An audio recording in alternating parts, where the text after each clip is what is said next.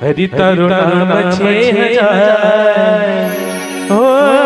नाम 6000 कहा नाम लखो कनकोतरी हरि तरुण नाम 6000 नाम 6000 कहा नाम लखो कनकोतरी नाम 6000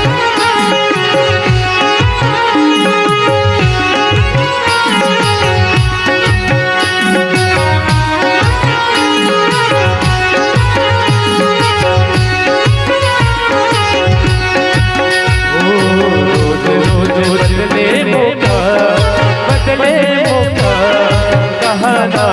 लखो कनकोतरी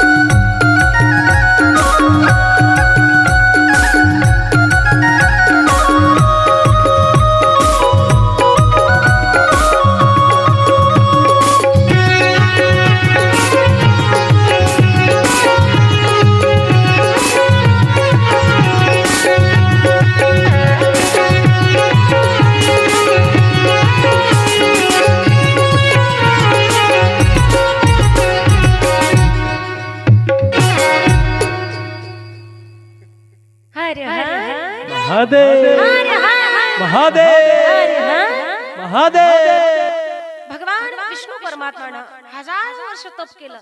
आणि तपाच्या बलानं भगवान विष्णू ज्या ठिकाणी तप करत होते तप करत असताना त्यांच्या शरीरातून जलधारा वाहू लागल्या संपूर्ण शरीरातून संपूर्ण अंगातून जलधारा वाहू लागल्या आणि संपूर्ण सृष्टी ही जलमय झाली जलमय झाल्यानंतर श्लोक ऐका जलधारा ही संयाता विविधा शिवमायया कित्येक वर्षापर्यंत भगवान विष्णू परमात्मा तप करत असताना संपूर्ण सृष्टी ही जलमय झाली आणि जलामुळे त्या ठिकाणी भगवान विष्णू हे पाण्यावर शयन करू लागले ऐका बरं पाण्यावर शयन करू लागले म्हणून त्यांना नारायण नाव पडलं नार म्हणजे पाणी